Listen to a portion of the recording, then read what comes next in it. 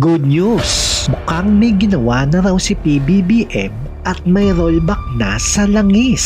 Simula Martes, Abril na ang 14, may malaking rollback sa presyo ng langis. Ilalabas ko na sana yung coke ko para inumin at mag-celebrate.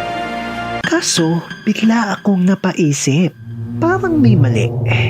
Hindi niya ipinaliwanag paano napababa ang presyo. Malaking tulong ito lalo na sa ating mga drivers, mga commuter at sa bawat pamilyang Pilipino. Kung inyong mapapansin, focus agad sa epekto, hindi sa pinanggalingan. Relief ang binibida pero hindi sinasabi kung bakit nangyari. Hindi pa ito sapat.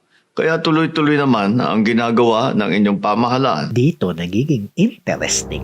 Hindi niya sinabing dahil sa aksyon namin kaya bumaba ang presyo. Pero ang framing parang nakakabit ang rollback sa ginagawa ng gobyerno. Lupit ng play nyo dun ah. Montik na ako mabiktima ng fake news. Baka makasuhan nyo pa ako kung sakali. Bakit may rollback? Ito ang nakalimutan niya or kinalimutan niyang banggitin. Ang rollback na to ay galing sa pagbaba ng presyo sa world market na delay lang pumasok sa Pilipinas. Diba tumaas ang presyo globally dahil sa gera? Tapos bumaba ulit saglit at ngayon pa lang natin nararamdaman yung pagbaba na yun. Parang ex mo na bigla na lang nagpaparamdam at nagpapaksweet na noon pa dapat niya ginawa. So fair ba ang report?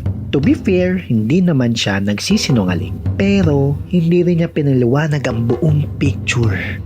To the point na parang misleading. Because the truth is, hindi gobyerno ang nagbababa ng presyo. Hindi rin bigla ang kabutihan ng mga oil companies.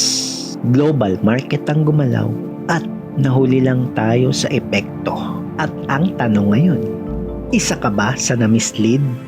Or ang mas importanteng tanong, may presidente pa ba tayo? O reporter na lang? Yun lang. And that's how I break it down. At kung nag-enjoy kayo sa video na to at may natutunan kayo, please follow, like, and share. Yun lang ulit.